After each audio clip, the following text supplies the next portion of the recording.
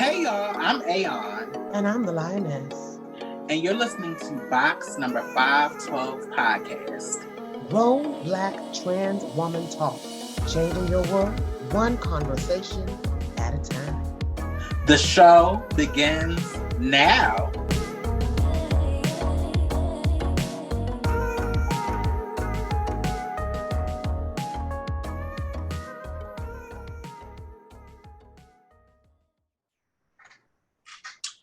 Hey y'all, welcome to another installment of Box number 512 Podcast, Grown Black Trans Women Talk. I am your co-host, Aeon. And I'm the Lioness. So let's get started with updates. I will go first. This weekend was very, very busy for me.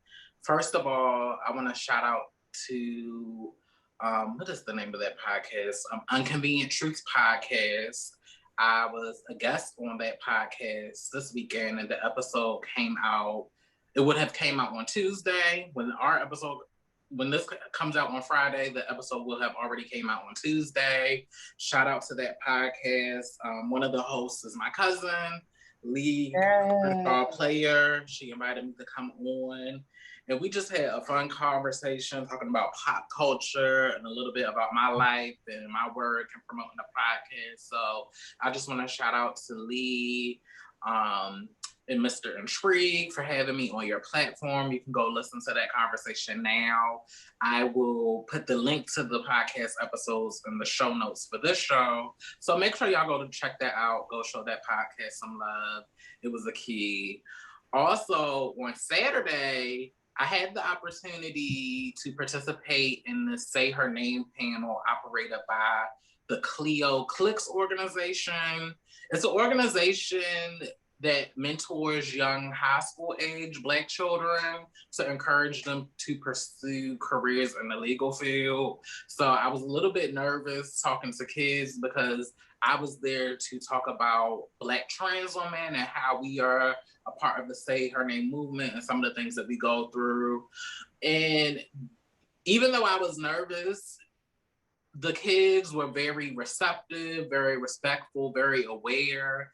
And in fact, once we got to the question portion of the thing, one of the young men had asked a question about how he could better support his sister who is queer, but the parents are not really accepting, and he really wants to know how to be there for his older sister. So I just thought it was so sweet, and it warms my heart because these kids, like, they are just so smart and they are just so aware, and they just want a better world, and they want to be better, and they know that these adults are wrong. Like, they know that these adults are wrong, so they just want to be better. And it makes me want to do more with youth. I know, especially us as trans people, we're kind of shamed or shunned from being around kids because of stereotypes and stigmas. But the kids need to see us. They need to see us. We need to pour into them. We need to create awareness in them. And we're LGBTQ folks. We're probably the main ones that are going to listen to them. Mm-hmm. So it was a great experience. But it was a little bit of shade because one of the organizers said that when they were having this conversation, some of the parents decided not to have their kids a part of this conversation. Like I was going to talk about sex and dildos and butt plug. I'm like, no, this is a social justice conversation, but it's okay. Your children missed out, and there were a lot of children there, and they got a little bit of my wisdom and the wisdom of the other panelists. So I felt really good about it. Work is work. I'm happy to. It was a little bit slow last week, but it's work. Everything's good. I'm still looking for a new job. I've applied for some new opportunities. Still waiting to hear back from some things. So I'm just hopeful that I will secure a position, and I'm doing good. What about you?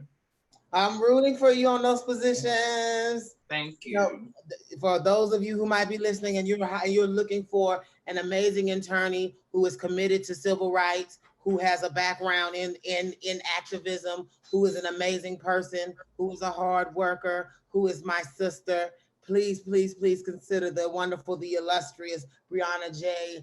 Bryanna Jenkins, Esquire. Because I love her down. But no, I am doing good. I'm in a relatively good space. I got big things coming, and I'm just excited, just getting ready for whatever God has for me. Just living, loving, laughing. Shout out to my husband for being a wonderful, wonderful, wonderful, wonderful supporter. And I'm going to borrow very heavily from some of our love life for this podcast. And so I know my husband listens to every episode, and I wanted to start even in just acknowledging my week, how supportive he's been this week for me, and how I know he's going to be a support for many years to come, and how I appreciate his patience with me and his understanding as I share my life and our life sometimes with the world. So just wanted to start with that. Also, I am very, very, very, um, eh, the word I want to say is I'm optimistic about the future, but it's still a lot of good stuff going on right now politically that I'm seeing behind the scenes. And this is just because I'm one of those people. I do still follow the Democrats and what they're doing, and I am one of those girls that preached from the pulpit that we got to make sure that we're watching and making sure that they're following up on some of the things that they promised us. And while I'm excited that we've been getting a lot of good appointments and different things, I am starting to see this kind of tone of they're trying to be more moderate in the way that they're moving, and in opportunities where I feel like the Democratic Party right now could be a little more aggressive on some of the way that they support the policies that they're pushing forward. I'm starting to see folks being concerned about, I guess, their next step in their political career, and they're not really linking up as much as I would like as Democrats. And so that's just interesting. So just following the news on some of the political shuffling behind the scenes. I would be remiss if I did not address the House of Representatives that here in Atlanta was arrested in her job at the city, at the state city, at the at the city hall place downtown. The Capitol building is the word. I'm sorry. At the Capitol building where she works under the rotunda, she was knocking to ask questions about why there was closed door meetings about the voter suppression bill that we had that passed here. And she was knocking on the door, and I guess the officer did not like that she was doing that and wanted to once again police a black body. And of course they called the police on this woman. So now this woman now is an elected official. She's in the building where her office is housed. Okay. And she's simply trying to inquire. Now, mind you, it was politically focused, but she was simply trying to inquire about something. And I feel bad that it elevates to the level of arrest. And though she was let go and all that, they were trying initially to say that she assaulted an officer, and they were trying to bring charges up on this black, elegant queen who, even in that moment of like the most embarrassing thing that could happen to her, is having your freedom taken, and but doing it, but in a public sphere. I know that is very difficult, but she handled it with a grace and dignity that makes me proud that she's one of my elected officials here in Georgia. And so I just wanted to I would be remiss if I did not mention her name. I believe her name is, and I put something on my Facebook, but I will speak her name before the end of this podcast. But we live in interesting times, and let's not forget that in the local elections, remember we talked about how they mattered before, they still matter.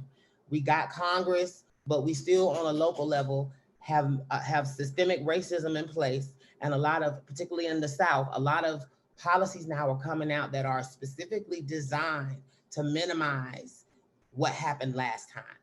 So her name is Park Cannon. Park Cannon. Park Cannon. Shout out to Rep Park Cannon. We appreciate you, and we thank you for your brave act of daring to question what in Georgia is used to be business as usual. It's just a given. So thank you, thank you, thank you. But yeah, girl, that's my week. That's what's going on with me. Living, loving, laughing, and all that shit. One thing that I did find interesting. What I did find interesting was the Lil Nas X thing, and I know you know, we were going to talk about that. Did you want to talk about that now? Yeah, before we talk about that, just a reminder, we have some great things coming up for Box 5 Soul Podcast. Starting in May, we are going to do our own recap show of Pose for their final season. That will only be available on our Patreon page for our level 2 and our level 3 patrons. So level 2 is $7 and level 10 is $10. We're still going to work on a format. We're going to try to do something different and have different segments and games for the show. So make sure you guys become patrons so that when we release our videos or do our or whatever format we do, you will know that's starting. Also, we're going to be starting we're going to have episodes, the Winning Women series, where we interview and we talk with Black trans women that are successful, that are out here getting it, and just bring them in and just have conversations. So we're in the process of scheduling interviews. Hopefully we can start rolling that out in May, maybe June. But we are hard at work trying to create contents and trying to curate conversations. So be on the lookout for our Pose reviews, which will only be on Patreon, and for our new series, Winning Women, that will highlight Black trans women in our community and expose them to our audience. So just wanted to put that out there. So now we can go into the Lil Nas X conversation. Yes. And for those of you who are interested in getting our real take on some of those things Bryanna talked about, this is going to be very exciting, guys. I'm excited, as she was saying, and I'm over here like, yes. And y'all get ready. There's some new shit coming, and it's exciting. This Lil Nas X situation, though, oh my gosh. So let's get into it. I think that first, I want to start by saying I think that he is amazing. So Bryanna and I have a playful rivalry about him I think we share him. I think he's our co-son. He's our co-son. I guess that's the only other girl that I'll say is qualified girl, because my favorite motto with him is the rest of you girls are overqualified or too late, bitch. Or underqualified or too late. This young man, I feel like from the moment his career started, I feel like he entered this sphere with a little sparkle that no one could deny. And I feel like beyond what people thought was a fluke and what they were ready to write off as, oh, this gay boy pulled a stunt, like he came up on a lick with a song and came up on a stunt and like he was gonna die away, and after Billy Ray Cyrus and all of that. And what I fucking respect is he actually, beneath all of the what people thought was just a troll kind of, is a very intelligent, very, very creative, very, very astutely aware individual. He is someone that he created his own fame, and that's not by chance. And I feel like so many people wrote it off as by chance. And with his latest endeavor, I feel like initially, now I'm of two minds about it, and I will talk about that later. But initially, when I was confronted with his new music, project, that is a visual project that features a new song. The song, love it. The visuals, love it. Because I understand symbolism. We live in a world where people take shit way too fucking literally. And I feel like he was trying to talk to a deeper message. As a part of the release of the visual project, he also brought up he brought some tweets. He did some tweeting, and he talked about how.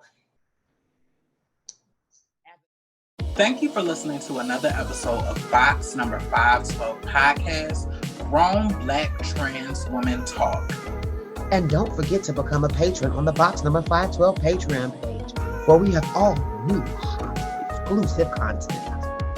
And also, don't forget to follow us on our social media, on our Instagram, Twitter, and Facebook pages. And also, become a subscriber on our YouTube page. Until next time, bye.